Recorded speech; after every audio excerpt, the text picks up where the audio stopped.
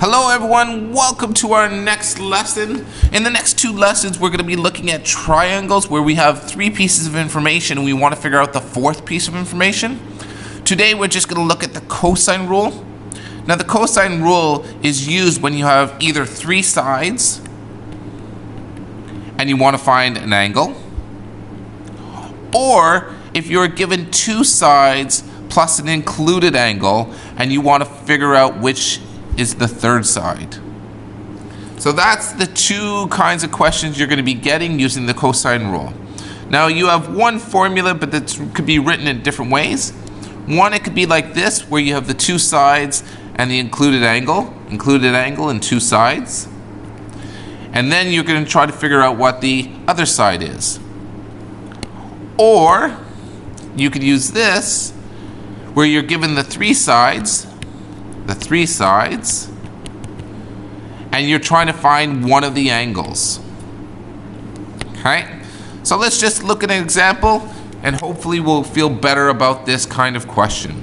So, for instance, if you had a triangle that was, and I'll just make up some numbers, 5, 7, 8, and you want to figure out what this angle is.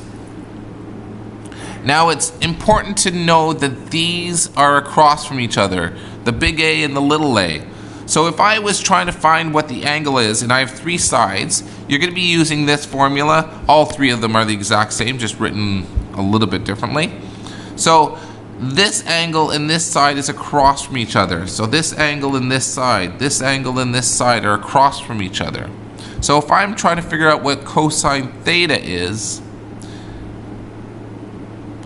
then this needs to be the 5. So this is equal to 8 squared plus 7 squared minus 5 squared, all divided by 2 times 8 times 7.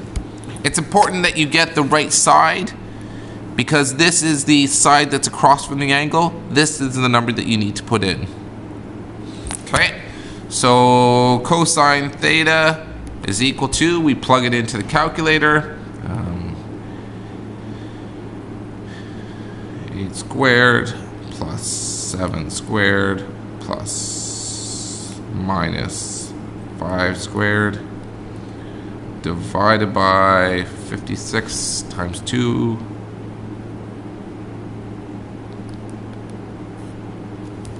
is equal to 0.787, no, 5, 7, and notice how I use all the numbers.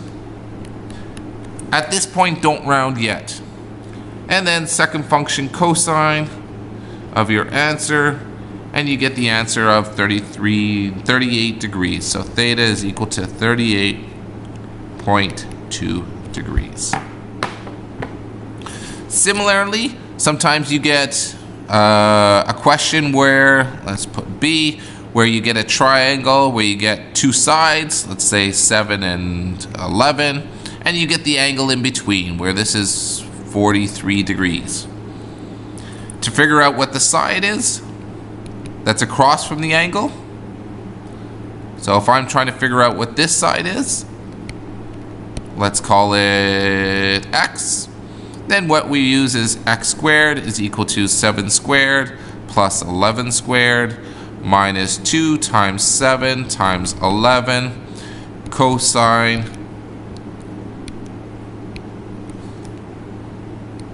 of 43. Plug that in, you get the answer, and then square root it, and you'll get your final answer. Hope that helps. Have a good day.